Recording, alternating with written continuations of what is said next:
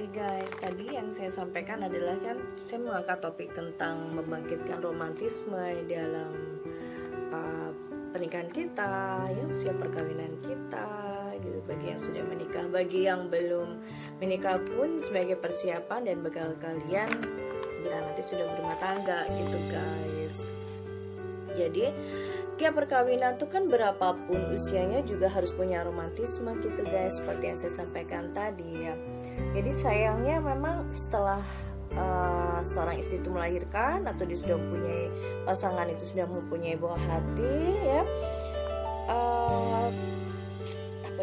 buah hatinya udah hadir gitu, sudah aja. Nah waktu itu seolah habis gitu.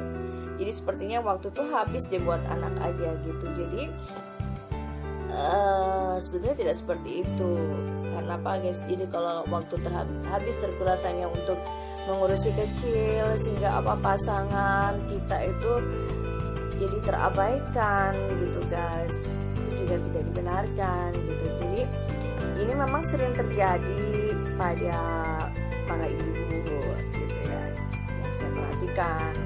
Jadi seolah-olah suami itu tidak masuk dalam hitungan lagi ya, dalam arti suami nggak lagi masuk dalam skala prioritas gitu di hidupnya, padahal suami juga nggak mau loh guys gitu ya, di nomor sekian kan, sekalipun saingannya tuh anak sendiri gitu. Belum lagi ya guys anggapan bawah sadar mayoritas perempuan itu bahwa kalau sudah punya anak itu suami enggak bakal lari kemana-mana gitu. Nah ini sih anggapan yang salah ya. Meski diakui kalau sudah punya anak suami memang akan berpikir 1000 kali gitu kalau dia mau meninggalkan istrinya. Tapi apakah dengan demikian itu perkawinan mereka bisa dibilang tetap sehat? Oke. Ya para ibu-ibu juga jadi nggak tega meninggalkan buah hatinya ya hanya untuk keluar berduaan dengan suaminya gitu. Padahal kan anak kan nggak harus dibawa-bawa kemana-mana ya, nggak harus dibawa-bawa kemanapun orang tuanya pergi gitu. Kalau begini caranya, lantas kapan ada physical intimacy guys? Ya, harus ada physical intimacy di antara suami istri gitu. Soalnya kan kedekatan hubungan suami istri itu tidak akan tercipta sebetulnya guys kalau sebentar-sebentar ada gangguan teriakan si kecil, tangisan si kecil, rengekan si kecil gitu biasanya. Ada beberapa hal ya guys yang harus diperhatikan juga. Salah satunya adalah kenyamanan psikologis. Kenapa saya mengatakan ada suatu kenyamanan psikologis dalam membangkitkan romantisme ini? Para suami ya guys, para suami itu ada yang menomorsatukan anak sehingga dia mengabaikan istrinya ya. Yang jelas kita itu tidak dibenarkan ya, menciptakan ketergantungan mutlak anak pada ayahnya atau ibunya, karena kan tidak baik dampaknya buat perkembangan si kecil guys. Selain tentunya juga berdampak pada hilangnya romantisme di antara kita dan pasangan. Jadi kita tetap harus punya waktu untuk pasangan gitu guys. Malah kita harus menyediakan waktu khusus untuk berduaan aja dengan pasangan. Kalau nggak sengaja dijadwalkan ya guys, jangan pernah mimpi bakal ada waktu luang deh ya. Itulah pentingnya manajerial waktu yang selamanya akan tetap sama 24 hours, 24 jam sehari. Lagi pula kan sebetulnya memiliki anak itu sebenarnya juga bukan merupakan satu-satunya tujuan perkawinan. Dalam artian di sini memang kita menikah itu adalah untuk ibadah dan untuk memperoleh keturunan. Tapi yang saya sampaikan di sini bukan merupakan satu-satunya gitu, meskipun itu juga important gitu ya. Jadi bukan merupakan satu-satunya tujuan perkawinan, karena tujuan perkawinan masih ada yang lain. Salah satunya memang itu, tapi bukan semata-mata untuk itu, tetapi memang baik gitu, ada. Jadi apa ya guys ya, itu sebab sekalipun sudah punya anak, yaitu harus tetap ada perhatian untuk pasangan guys. Jadi anak kan bukan paspor ya, yang akan mengantar suami istri itu pada perkawinan yang apa ya, yang secara otomatis itu utuh dan bahagia tanpa mereka sendiri saling mengupayakan kebahagiaan itu guys, gitu ya. Jadi selain itu, perhatian pada anak dan pasangan itu merupakan dua hal berbeda. Jadi kepada anak ya kita wajib apa ya, membantunya agar survive gitu ya. Jadi antara lain dengan mengupayakan kondisi kesehatan yang prima sehingga bisa berkembang optimal sesuai tahapan usianya guys gitu. Di samping apa ya, memberikan pengasuhan dan pendidikan yang baik tentunya. Jadi sementara kepada pasangan ya guys, pada pasangan perhatian kita memang lebih mengarah pada pemenuhan kebutuhannya akan kenyamanan psikologis. Jadi salah satunya cermat ya, melihat perubahan-perubahan yang terjadi, mengingat manusia kan selalu berubah. Selain apa ya, selalu berusaha menjadikan diri kita tuh tetap bisa apa ya, bisa tune dengannya gitu. Artinya kita selalu menyejajarkan diri dan menyamakan langkah agar tidak ada kesenjangan. Nah, salah satu upaya menyamakan langkah adalah memelihara romantisme dengan pasangan guys. Selain masalah kenyamanan psikologis dalam membangkitkan romantisme, faktor yang berikutnya itu apa guys? Ada 3 elemen utama ya, yang perlu diperhatikan. 3 elemen utamanya ini apa sih guys? Yaitu kalau kita lihat di sini 3 elemen utamanya, yang utama adalah kedekatan fisik, kemudian kedekatan psikologis, dan caring for needs of each other lah gitu. Jadi apa ya, kalau kita lihat di sini dalam teori cinta romantisme itu masuk kategori passionate love yang mendorong pria dan wanita memutuskan untuk menikah sekaligus mengokohkan perkawinan gitu guys.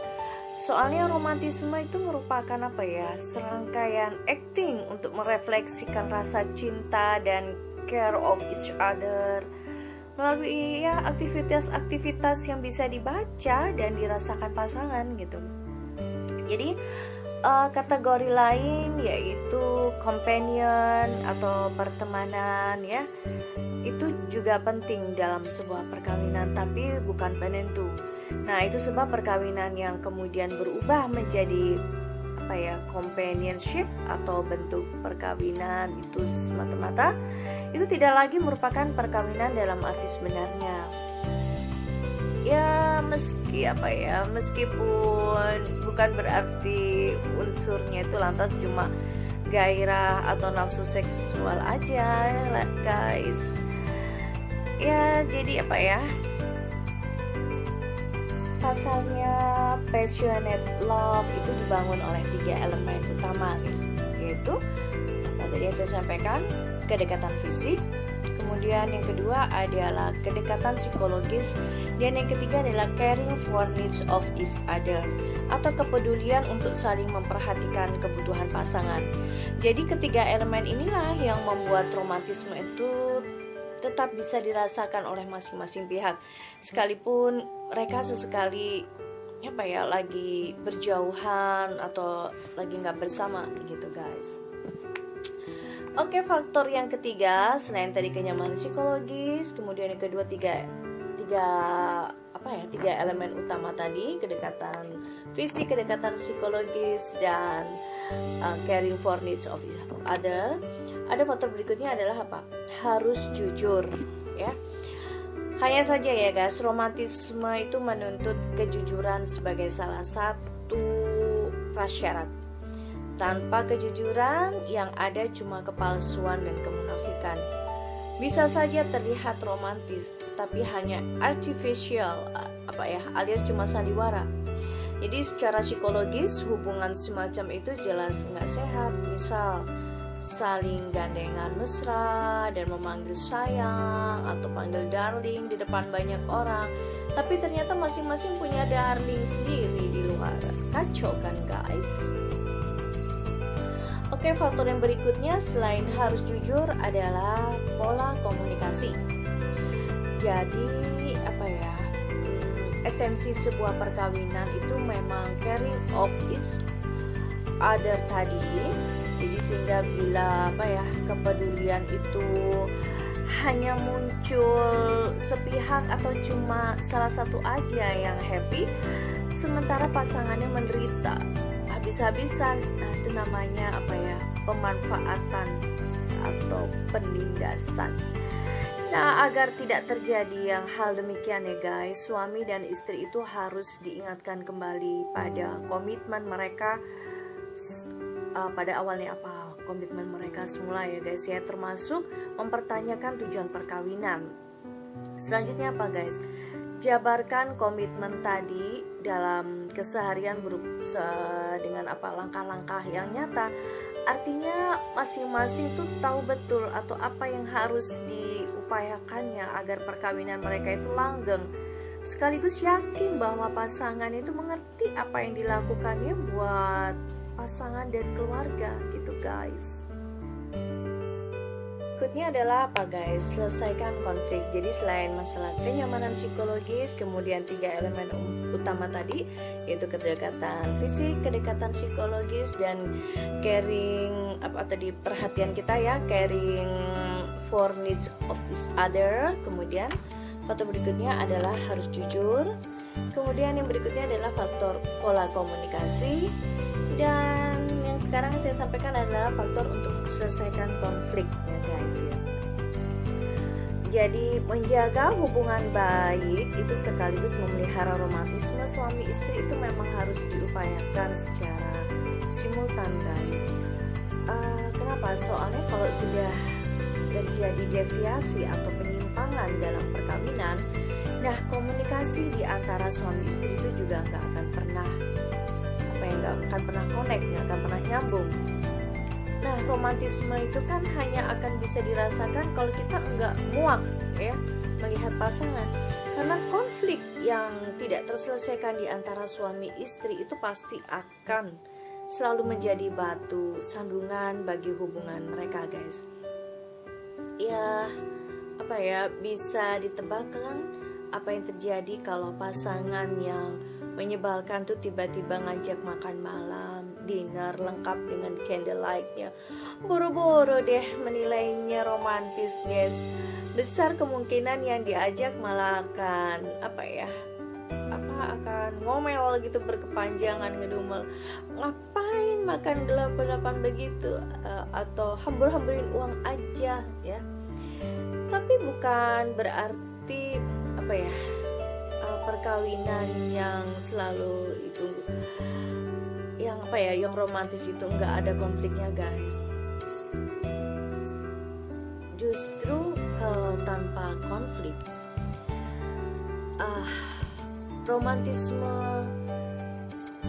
romantisme itu bisa kita ragu atau diragukan ya, kalau kita lihat. Soalnya perkawinan kan tanpa konflik itu berarti menyimpan segudang kebohongan sebenarnya. Ya bisa juga karena karena ada pihak tertentu, entah itu suami atau istri, yang tidak berani mengutarakan permasalahannya, jadi dipendam gitu ya guys ya. Alasannya bisa macam-macam sih ya, dari ketidaksetaraan sampai bosan, atau yang akhirnya memunculkan sikap pasrah. Guys, yang saya maksud adalah bukan berarti kita mengharapkan ada konflik. Konflik itu bisa konflik yang kecil aja itu sudah termasuk konflik ya, perbedaan pendapat atau apa. Kan kita menikah itu menyatukan dua perbedaan yang saya katakan. Meskipun ada kemiripan atau sama, pasti ada berbedanya kan. Namanya juga dua insan yang berbeda disatukan. Jadi konflik itu bisa konflik besar, konflik kecil. Nah, bagaimana kita selesaikan? Karena tidak mungkin tidak ada konflik dalam rumah tangga sepanjang pernikahan. Pasti ada, meskipun itu konflik kecil. Itu yang saya maksud gitu guys. Memang yang kita harapkan adalah peace terus pasangan itu. Insya Allah seperti itu. Jadi guys, faktor berikutnya adalah tidak perlu mewah. Apa itu yang saya maksud bahwa membangkitkan romantisme itu tidak harus dengan kemewahan.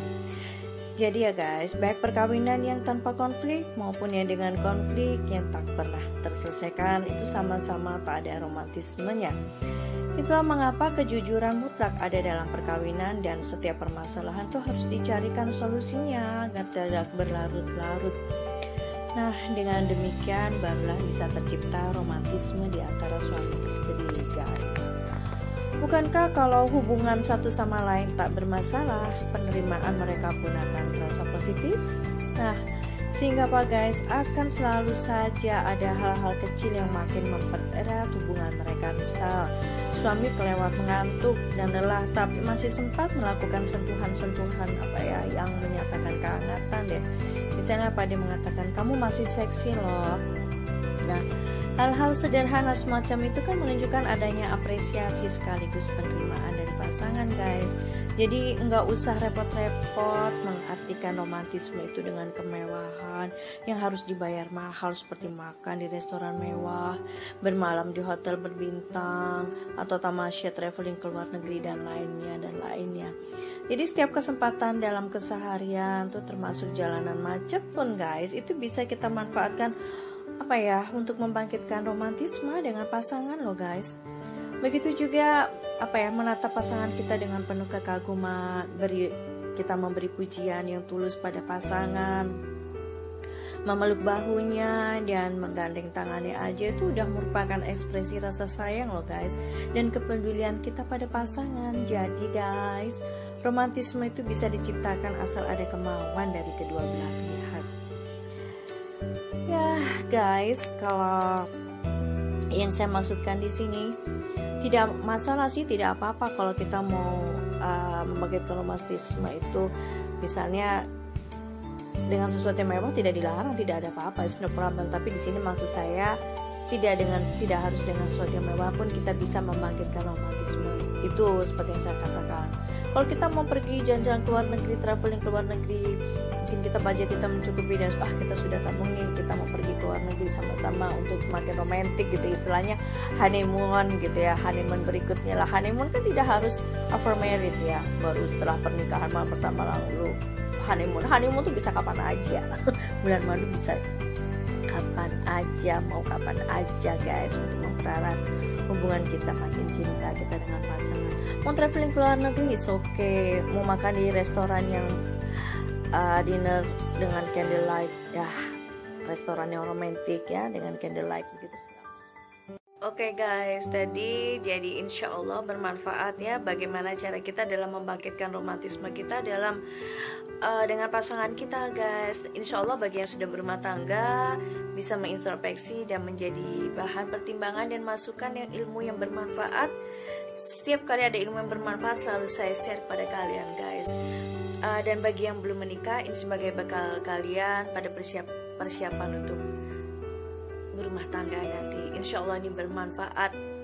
Saya selalu berjanji apabila ada sesuatu yang bermanfaat, ilmu yang bermanfaat, saya akan share dengan senang hati, karena itu merupakan suatu kepuasan tersendiri bagi saya. Bisa berbagi dengan kalian guys, ilmu yang bermanfaat yang bisa kita praktekkan untuk kehidupan kita sehari-hari. Apabila itu konstruktif, why not? Mengapa tidak kita lakukan gitu. Insyaallah, akhir kata saya ucapkan waalaikumsalam warahmatullahi wabarakatuh. See you again.